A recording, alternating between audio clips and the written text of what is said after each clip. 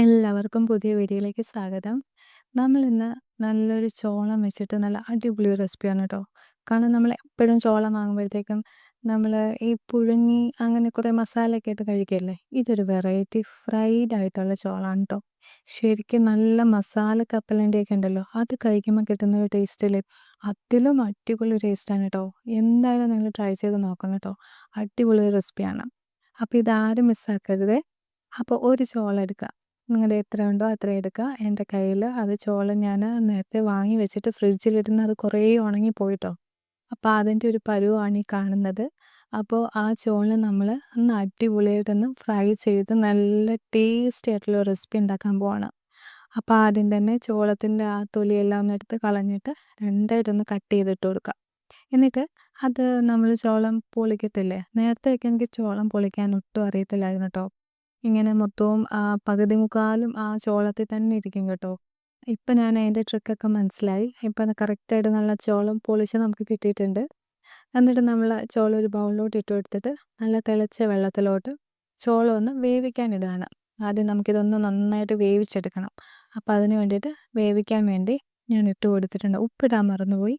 അപ്പോൾ ഉപ്പും കൂടെ ഒന്നിട്ട് വേവിക്കുകയാണെങ്കിൽ നന്നായിട്ട് ഉപ്പ് പിടിച്ചിട്ട് ഫ്രൈ ചെയ്ത് കിട്ടുമ്പോഴത്തേക്ക് നല്ലൊരു ടേസ്റ്റ്, ഉപ്പൊക്കെ പിടിച്ചിരിക്കുമ്പം നല്ലൊരു ടേസ്റ്റ് കിട്ടും കേട്ടോ. അപ്പോൾ അതുകൊണ്ട് ഉപ്പിട്ട് തന്നെ വേവിക്കാൻ നോക്കുക കേട്ടോ.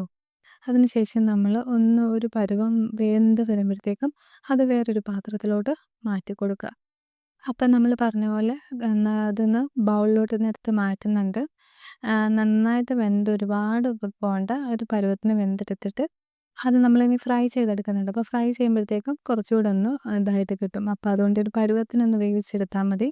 എന്നിട്ട് അതിലേക്ക് കുറച്ച് കുരുമുളക് ഒന്ന് ഇട്ട് കൊടുക്കുന്നുണ്ട്. കുരുമുളക് പിന്നെ മുളക് പൊടിയും കുരുമുളകും കൂടെ നന്നായിട്ട് രണ്ടും കൂടെ മിക്സ് ചെയ്തിട്ട് മെയിൻ ഇൻഗ്രീഡിയൻ്റ് ആയിട്ട് നമുക്ക് കോൺഫ്ലോർ ആണ് വേണ്ടത്. അപ്പോൾ കോൺഫ്ലോർ കൂടി ഇട്ടിട്ട് ഈ 3 ഇൻഗ്രീഡിയൻ്റ് കൂടി ഇട്ടിട്ട് നന്നായിട്ടൊന്ന് മിക്സ് ചെയ്തെടുക്കുക. ഉപ്പ് വേണമെങ്കിൽ ചേർത്ത് കൊടുക്കുക കേട്ടോ. കാരണം നേരത്തെ നമ്മൾ ഉപ്പിലിട്ട് വേവിച്ചത് കൊണ്ട്, ഉപ്പ് വെള്ളത്തിലിട്ട് വേവിച്ചത് കൊണ്ട് നമുക്ക് വേണ്ട. ഇപ്പം അത് ഉപ്പെല്ലാം അതിൽ പിടിച്ചിട്ടുണ്ടാവും, അതുകൊണ്ട് ഉപ്പിടണ്ട, നോക്കിയിട്ട് ചേർത്ത് കൊടുക്കുക. എന്നിട്ട് എണ്ണയിലേക്ക് നമ്മൾ ഈ കോൺഫ്ലോറിൻ്റെ ഈ മിക്സ് ചെയ്ത് ഇത് എടുത്തിട്ട് ഒന്ന് ഫ്രൈ ചെയ്തെടുക്കുക. എന്ത് ടേസ്റ്റാണെന്നറിയോ, അടിപൊളി ടേസ്റ്റാണ്. നിങ്ങൾ എന്തായാലും മസ്റ്റ് ട്രൈ ആയിട്ടാണ് കേട്ടോ. എല്ലാവരും ഈ റെസിപ്പി എന്തായാലും ഒന്ന് ട്രൈ ചെയ്ത് നോക്കിയിട്ടൊന്ന് ഫീഡ്ബാക്ക് അറിയിക്കണേ. അപ്പോൾ എല്ലാവർക്കും എൻ്റെ വീഡിയോ ഒന്ന് ഇഷ്ടമാകുന്നുണ്ടെങ്കിൽ എല്ലാവരും ഒന്ന് ലൈക്ക് ചെയ്യണേ. അതുപോലെ തന്നെ സബ്സ്ക്രൈബ് ചെയ്യാതെ കാണുന്നവരുണ്ടെങ്കിൽ സബ്സ്ക്രൈബ് ചെയ്ത് കാണാൻ ആരും മറക്കല്ല കേട്ടോ.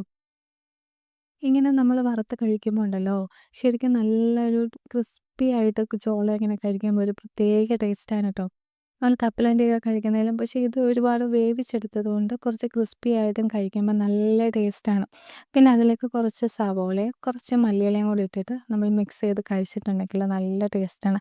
ആ മല്ലിയിലയുടെ ഫ്ലേവറും സവോളയും കൂടെ ആ ക്രിസ്പി ആയിട്ടുള്ള ചോളവും കൂടെ വരുമ്പോഴത്തേക്കും നല്ല അടിപൊളി ടേസ്റ്റാണ് കേട്ടോ.